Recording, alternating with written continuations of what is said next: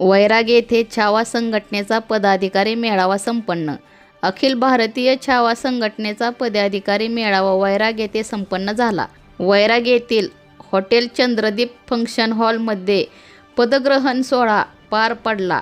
या कार्यक्रमाच्या अध्यक्षस्थानी छावा संघटनेच्या मराठवाडा अध्यक्षा राजकन्या जावळे पाटील ह्या होत्या, तर प्रमुख पाहुणे म्हणून मनीषा जगताप, जिल्हाध्यक्षा अंजली शिंदे, नगरसेवक श्रीशैल भालशंकर, दत्ता क्षीरसागर, स्वराज क्षीरसागर, हनुमंत डोंगरे आदी मान्यवर उपस्थित होते. यावेळी छत्रपती शिवाजी महाराज व अण्णासाहेब जावळे पाटील यांच्या प्रतिमेचे पूजन करून कार्यक्रमाला सुरुवात करण्यात आली. जावळे पाटील यांच्या विचाराने प्रेरित झालेल्या संघटनेत यांचा वैचारिक वारसा पुढे चालवला पाहिजे, तसेच कष्टकरी गोरगरीब जनतेसाठी संघटना मजबूत झाली पाहिजे यावर भर देण्यात आला.